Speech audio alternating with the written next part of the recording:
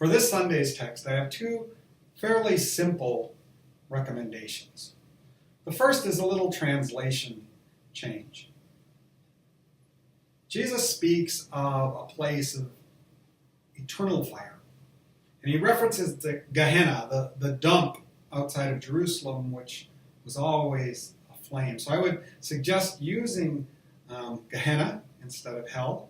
And secondly, I would suggest that instead of saying that you don't want to be thrown into Gehenna, I change that verb to you don't want to be dumped into Gehenna.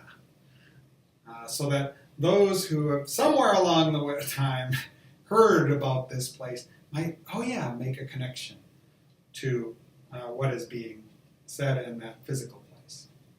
The second suggestion is this. With the way the lectionary is presently cut, it seems like the disciple John is speaking and then Jesus doesn't pay attention to him and just takes things in a totally different direction. It seems like John is speaking and Jesus then responds with something that doesn't follow.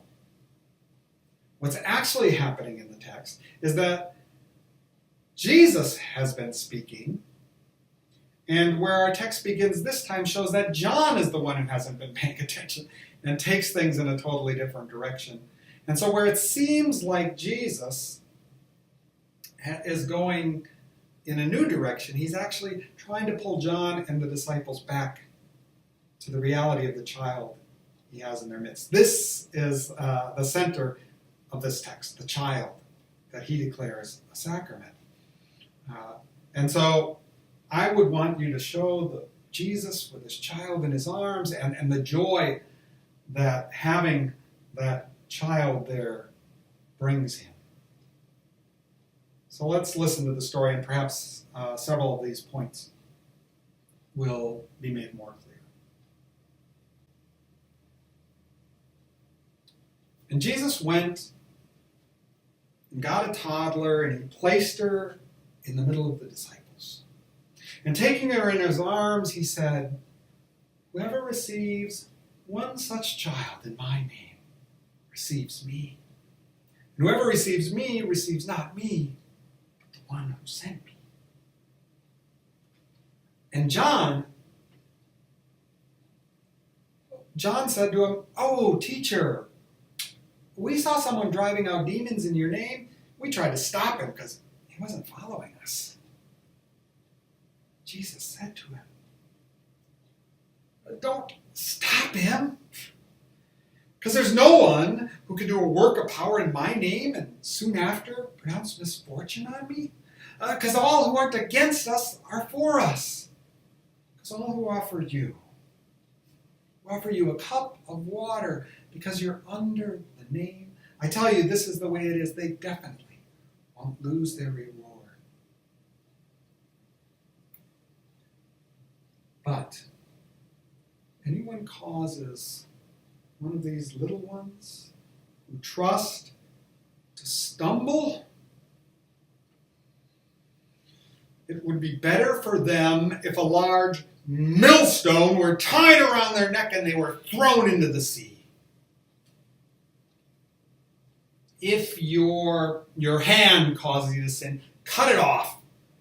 It's better for you to enter into life maimed than with two hands to go into Gehenna, the unquenchable fire. And if your foot causes you to sin, cut it off. It's better for you to enter into life lame than with 2 feet to be dumped into Gehenna. If your eye causes you to sin, pluck it out, throw it away. It's better for you to enter into the empire that God brings with one eye than with 2 eyes to be dumped into Gehenna. The maggot doesn't die and the fire isn't quenched. He said to them, everyone will be salted with fire. Well, salt is good. But if it loses its ability to restore, to season, who can restore it? So have salt among yourselves. be at peace with one another.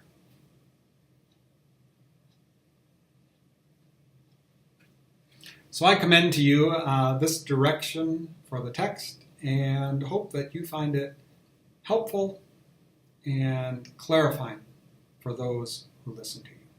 Thank you so much.